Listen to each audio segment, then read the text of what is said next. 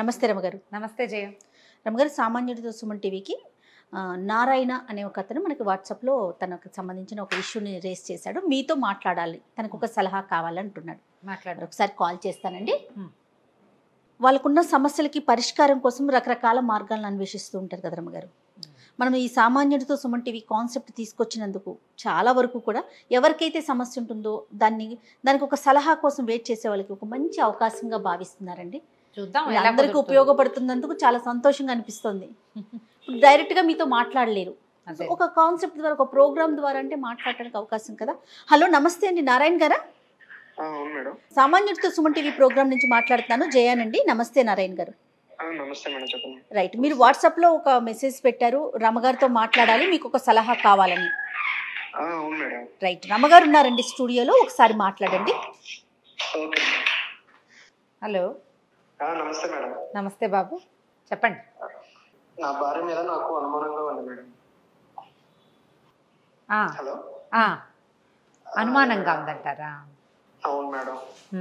అంటే మాకు మ్యారేజ్ అయ్యి 3 years అవుతుంది మేడం.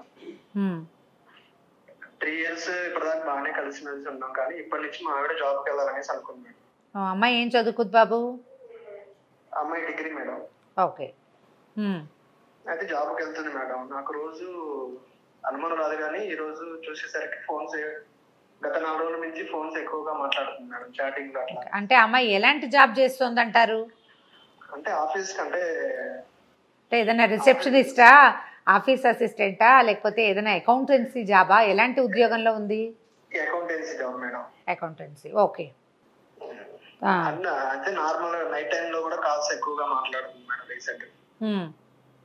అయితే నేను ఒకసారి ఫాలో అయ్యాను మేడం. ఇది చూస్తే ఏంటంటే అందరితోటి అబ్బాయిలతో, అందరి చుట్టూ అబ్బాయిలతోటే కలిసిమెలిసిగా అట్లా ఉండేసరికి నాకు అనుమానం వచ్చింది మేడం. బాబు, మీరేం ఉద్యోగం చేస్తారు? నేను ఆఫీస్ మేడం. అంటే మరి మీ ఆఫీస్లో అందరితోటి మాట్లాడరా మీరు?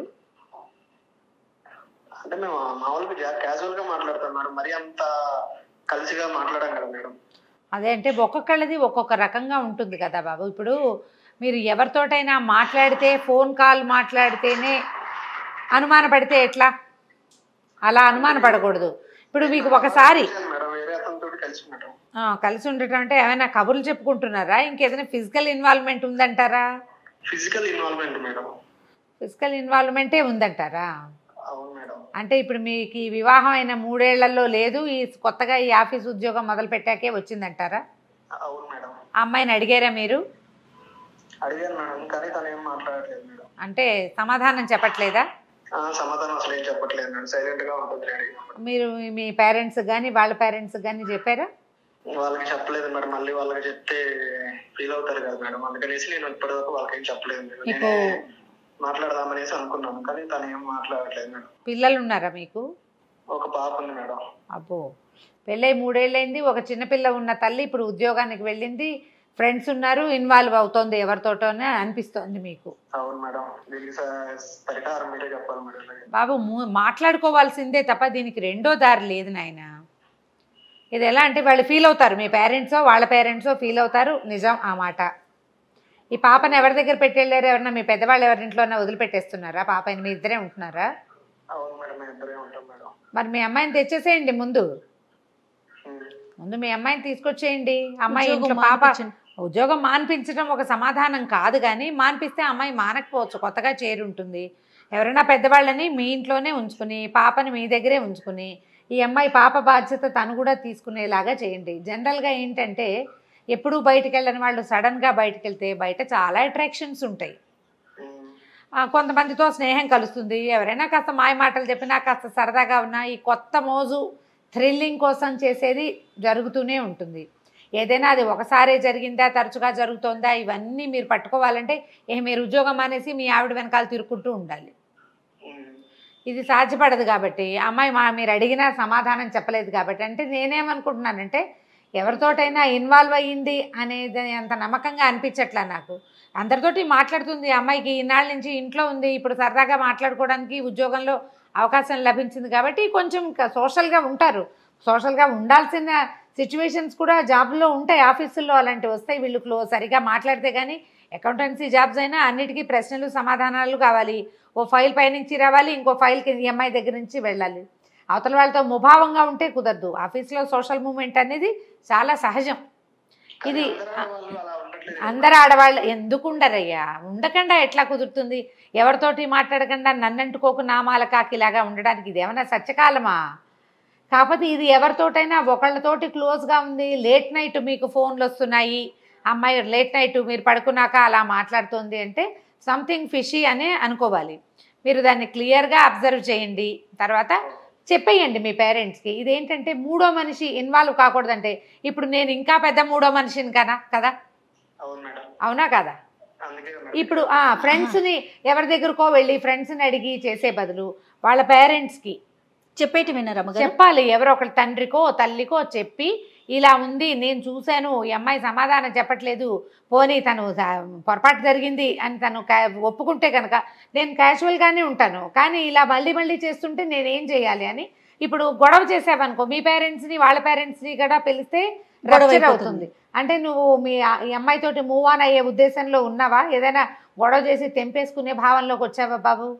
లేదు లేదు మేడం, బాగుంటే ఎందుకు తెలుసుకుంటాం మేడం.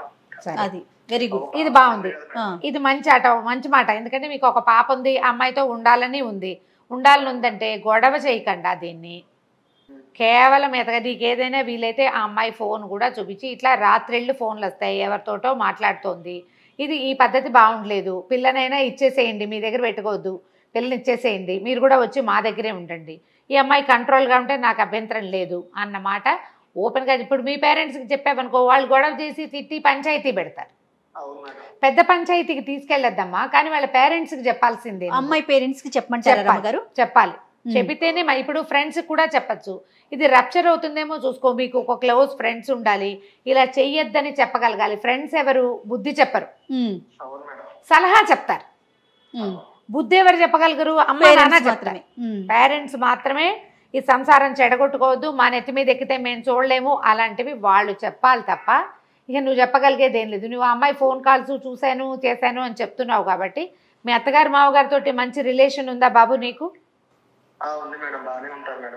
బాగానే ఉంటే ఇక మరి మాట్లాడుకో బాబు. అంటే ఒకసారి చూసేవు, నువ్వు ఆ అమ్మాయితో మాట్లాడేవు కదా, ఆల్రెడీ అడిగావు, ఆమె సమాధానం చెప్పలేదు. మెల్లిగా అబ్జర్వ్ చేయి, ప్రవర్తనలో మార్పు వచ్చి ఏమైనా జాగ్రత్తగా ఉంటుందా చూడు. ఆ అమ్మాయి లేదు, తన ఒరిజినల్ పాత పద్ధతిలోనే కంటిన్యూ అయితే కనుక ఖచ్చితంగా పేరెంట్స్కి తెలియచేయండి. మొట్టమొదట ఇలాంటి సమస్యలు పేరెంట్స్కి తెలిసిన తర్వాతే బయటికి వెళ్ళాలి. మనం ఇవాళ రేపు ఏం చేస్తామంటే సోషల్ మీడియాలో పెట్టడం, ఫ్రెండ్స్కి చెప్పటం, అంతా రప్చర్ అయ్యి సరి చేయలేనంత చెదిరిపోయాక అప్పుడు పేరెంట్స్ దగ్గరికి వెళ్తుంది. ఫస్టే పేరెంట్స్ దగ్గరికి వెళ్ళమంటారు. మొదటే పేరెంట్స్ దగ్గరికి వెళ్ళాలి బాబు. వాళ్ళ అమ్మగారో నాన్నగారో వాళ్ళిద్దరిలో మీకెవరు క్లోజ్గా ఉంటే వాళ్ళతోటి ఈ విషయం చెప్పు. నువ్వు క్లియర్గా నాకు గొడవ చేసే ఉద్దేశం లేదు, ప్రవర్తన మార్చుకోమని చెప్పండి చాలు.